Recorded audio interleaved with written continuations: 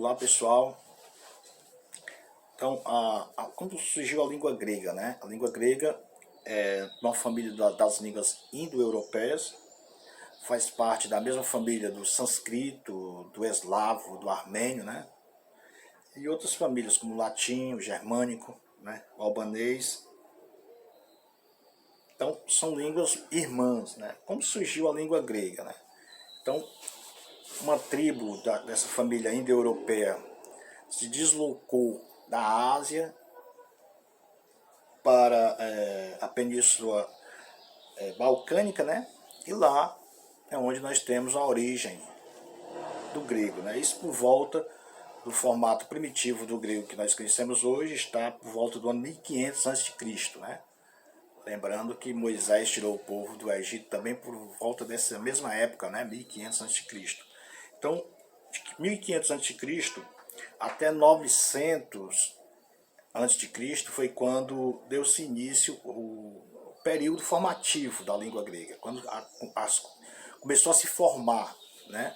Começou a se formar tanto a fala como a gramática grega, né? Que nós conhecemos. Então teve o período clássico, que vai do ano 900 a 330 a.C. Esse período é mais conhecido pelo fator de termos a Odisseia de Homero, né? A Odisseia e a Ilíada, né, de Homero. Nós temos também a filosofia de Platão, né, a política sendo falada pelos filósofos. Então esses escritos tornaram-se conhecido esse período, né, de período clássico, né, da língua grega, como se diz. Os clássicos foram escritos durante esse período, de 900 a 330 a.C. E nesse período o dialeto que mais se destacou foi o ático, né? Esse dialeto chegou a ser a base principal para o grego koiné, em que foi traduzido, em que foi escrito, aliás, o Novo Testamento. É interessante que tinha os dialetos principais, era o ático, né? E era o ático, o eólico e o jônico ático, né? Que eram os mais conhecidos dialetos entre que se difundiu no meio da língua grega. O período koiné ele vai com Alexandre Magno em 330 em diante, né, até a queda do Império Romano em 330 depois de Cristo. Interessante dizer que Alexandre Magno assumiu 330 antes de Cristo e esse período ele chegou ao seu ápice e finalizou-se no ano 330 depois de Cristo com a queda do Império Romano, porque o sonho de Alexandre era fazer do grego uma língua universal. E fez, né? Onde ele chegava, ele abria escolas, academias, e o grego passava a ser uma língua universal, né? Falado nas escolas, no judiciário e entre os militares. Daí é que ele abriu... É que ele queria que o sonho dele fosse, né, colocado em prática. Ele morreu, mas o pessoal continuaram, quem sucedeu ele, continuou, né, nesse sonho de trazer o grego, fazer do grego uma língua universal. E quando o Império Romano chegou, acatou a situação, né? É interessante dizer que em 250 a.C.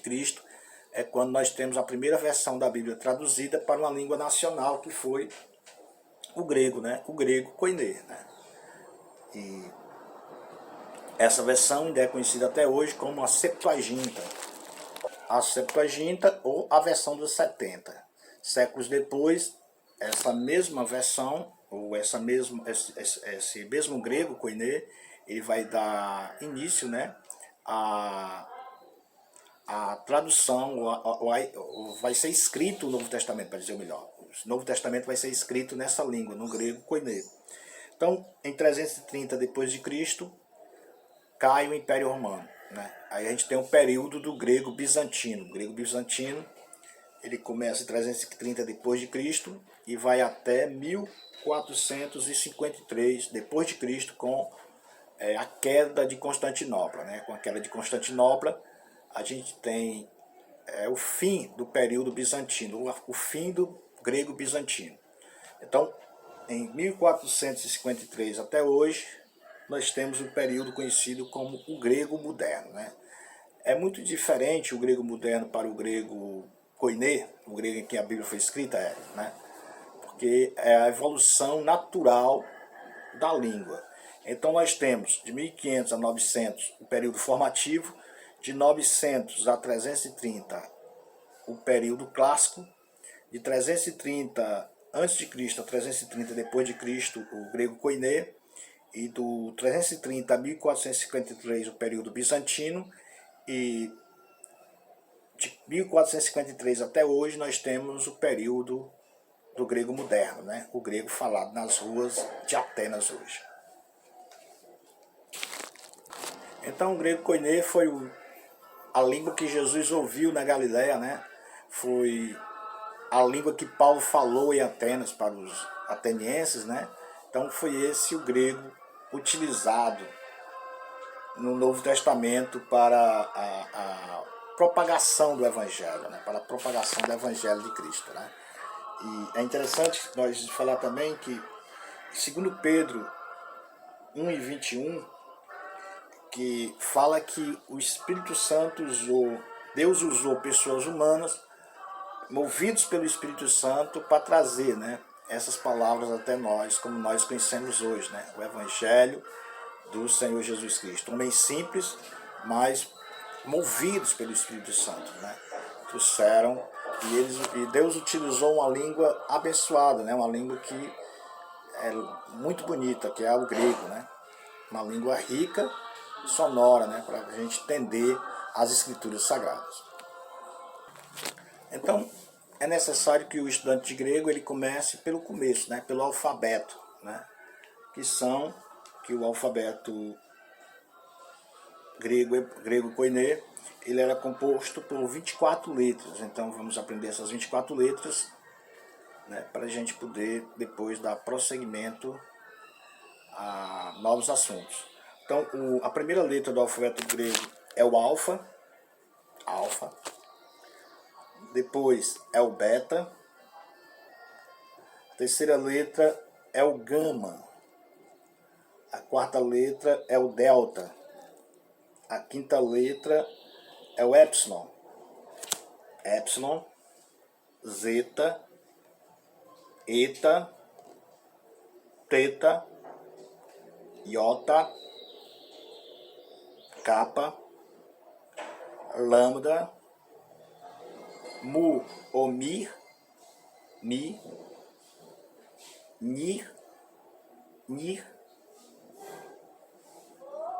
xi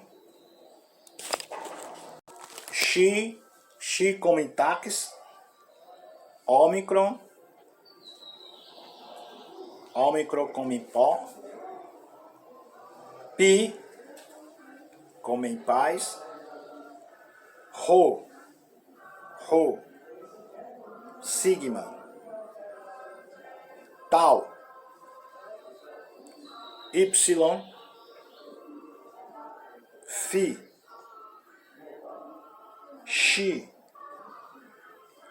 psi, como em psiquiatria, né? Ômega, como em alô. Então, como era a pronúncia do grego koiné, ninguém conhece a verdadeira pronúncia, né, na verdade. Né? A maioria das pessoas eles adotam a pronúncia erasmiana, né? Que era a pronúncia de Erasmo de Roterdã, que foi um grande estudante da língua grega, né? Dos tempos da era moderna, né? Então, Erasmo de Roterdã, ele foi um grande estudante da língua grega. Então, a gente adota a pronúncia dele, mas, no entanto, ninguém sabe qual era a verdadeira pronúncia do grego koiné. Também a gente pode falar sobre o grego, que essa pronúncia do Erasmo de Roterdã, ela foi levemente adaptada para fins didáticos, né? Então, o importante mais é você saber o que está escrito, entender o texto do que a fala, né? Porque falar é importante, mas não é tão importante. Mas você entender o texto em que a Bíblia foi escrita, Então, o que você vai fazer?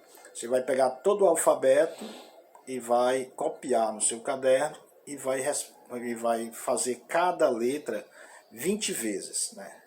A maiúscula e a minúscula, porque é fazendo que você aprende, né? Tentando fazer que você aprende. Então vai ficar também algumas palavras já para o seu vocabulário, para você aprender, copia no caderno, responde a tradução dela, que é para aumentar o seu vocabulário. Então cada aula você tem 10 palavras, no fim das aulas você vai ter um vasto conhecimento, um bom vocabulário da língua grega.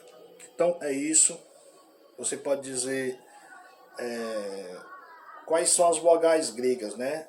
É o alfa, o épsilon, o eta, iota, o ômicron, y e o ômega, né? Então são letras que são vogais, as breves são o épsilon e o ômicron, as longas são o eta e o ômega, e as breves ou longas são o alfa, o iota e o y. Então são esses, né? Também temos que o necessário para a gente aprender a língua grega é a copiar o alfabeto. Então copia o alfabeto. Na próxima aula a gente fala mais sobre a língua grega. Na próxima aula a gente desenvolve mais algum texto, né? Paz do Senhor, fique com Deus e vamos praticar.